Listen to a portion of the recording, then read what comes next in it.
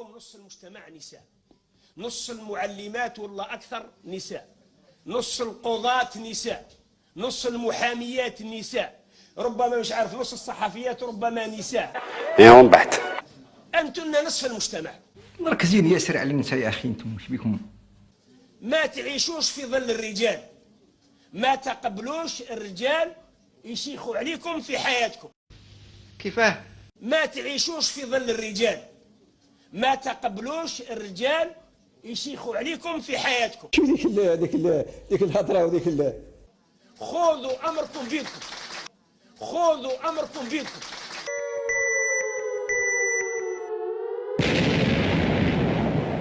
تسمى احنا رانا دوكا في مجتمع عمومي.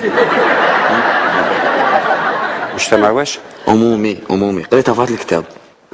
في هذا النوع من المجتمعات الراجل يسكن عند المرأة. كيما انا